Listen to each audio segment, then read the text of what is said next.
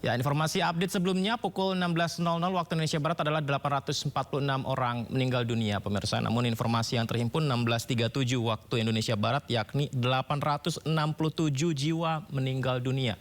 Jadi sudah bertambah lagi, pemirsa. Itu data yang disampaikan akibat bencana yang terjadi di Sumatera Utara, Sumatera Barat, dan Aceh.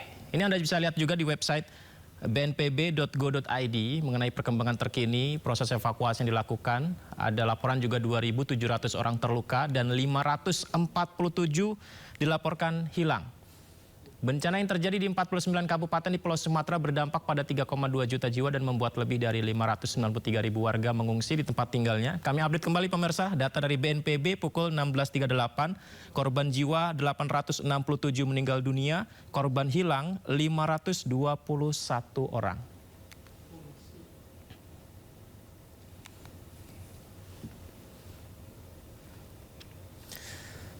Dan detik-detik haru pertemuan seorang anak dan ayahnya yang sempat hilang saat banjir menerjang Aceh Tamiang viral di media sosial.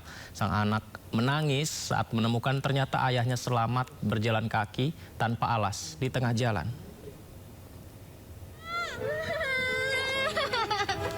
Viral di media sosial video detik-detik saat seorang anak bertemu ayahnya yang sempat hilang saat bencana banjir melanda Aceh Tamiang. Dengan menggunakan motor, sang anak menyusuri jalan untuk mencari ayahnya yang sempat hilang. Tak berapa lama kemudian, ia tak kuasa menahan air mata saat menemukan ayahnya sedang berjalan kaki di jalan. Pertemuan itu juga membuat ayahnya menangis karena sempat terpisah dengan anggota keluarga yang lain.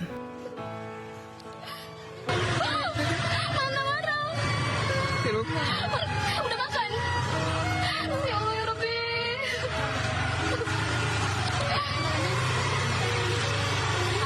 Maksa tadi hampir aja, cuma lutut. Bilang dari mana?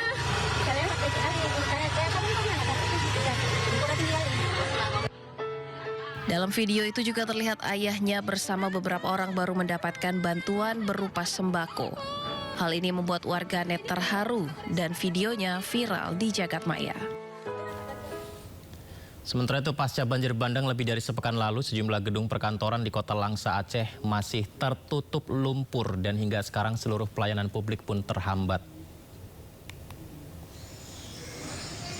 Kita bisa lihat, pemirsa, tumpukan lumpur memenuhi halaman, ruang-ruang kantor, jalanan, perumahan. Semua tanpa terkecuali tertutup lumpur mulai dari kantor pemerintahan, kantor Kementerian Agama, Polres Langsa, Kejaksaan hingga kantor Satpol PP.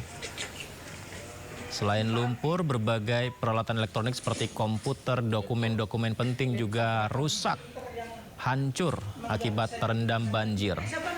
Sejumlah peralatan gedung perkantoran milik pemerintah Kota Langsa penuh dengan lumpur dan kita juga lihat ada sisa-sisa dari banjir yang terjadi lebih dari sepekan lalu ya. Petugas sudah datang untuk melakukan pembersihan secara manual, namun beberapa dokumen sepertinya tidak bisa diselamatkan.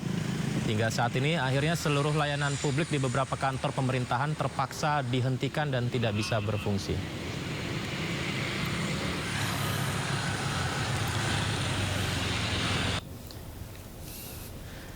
Ya, untuk mengetahui situasi terkini penanganan bencana di Aceh, kita terhubung dengan Salam Pulungan di Aceh Tamiang. Selamat sore, Salam. Apakah Tamiang saat ini masih terisolir, Salam? 5, 4, 3, 2, diulang. Ya, Yudi dan juga pemirsa, inilah situasi terkini dari Desa Sidodadi di Aceh Tamiang di Provinsi Aceh usai banjir bandang menerjang di tempat kami melaporkan saat ini yang bahkan ketinggian banjir kala itu bahkan lebih dari 7 meter. Yudi dan juga pemirsa, ini dapat kami sampaikan bahwa yang terlihat di layar televisi Anda ini merupakan salah satu rumah yang hancur usai diterjang banjir. Karena memang seperti yang kita ketahui bahwa banjir kala itu bahkan mencapai 7 meter. Terlihat di layar televisi Anda juga sebuah bangku plastik begitu yang tersangkut begitu di atas pohon yang bahkan diceritakan oleh sejumlah warga di sini. Bahkan warga sendiri harus berpegangan pada seutas tali kabel listrik yang terlihat memang ini ukurannya cukup tinggi ya, karena memang faktanya memang begitu. Bahkan warga kalau banjir tersebut terjadi, warga ini harus berpegangan pada kabel tiang listrik ini untuk bisa menyelamatkan diri dan juga berpegangan pada kabel listrik tersebut karena memang banjir ini bahkan diceritakan oleh warga lebih dari 6 meter.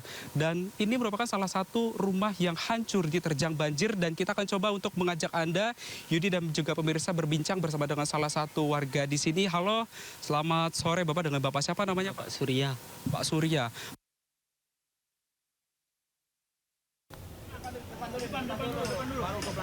Ini adalah upaya evakuasi yang dilakukan petugas pemirsa menggunakan perahu ya. Mengevakuasi anak-anak dan sejumlah warga yang terdampak banjir rob.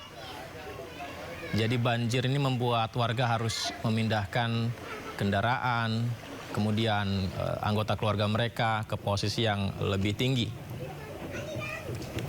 Meski banjir menghambat, warga tetap beraktivitas seperti biasa, di mana puncak banjirop diperkirakan berlangsung pada hari ini.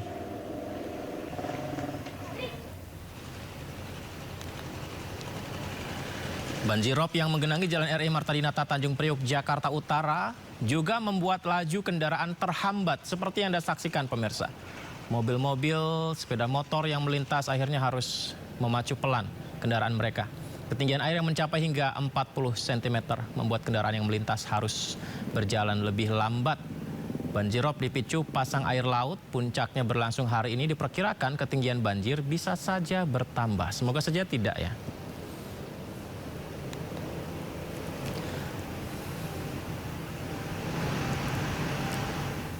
Pemirsa, banjirop merendam sejumlah wilayah di Jakarta Utara dan sekitarnya.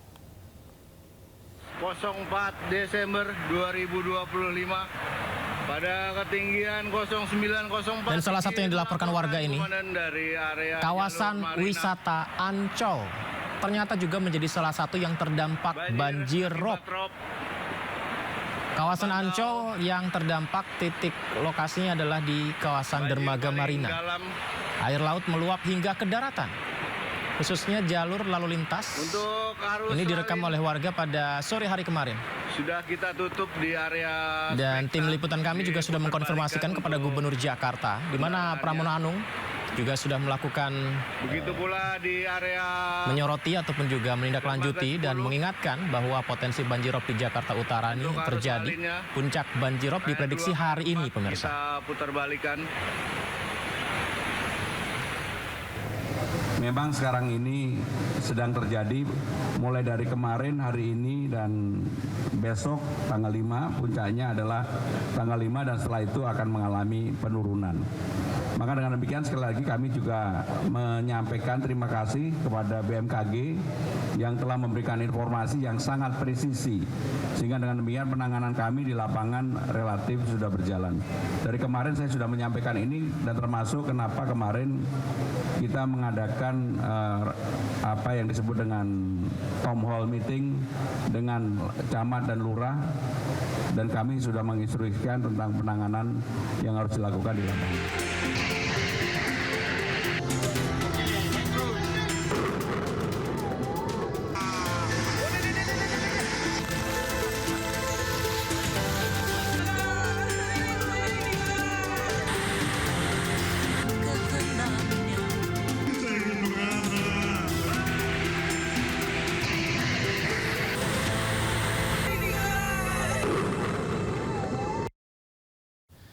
Pemirsa, korban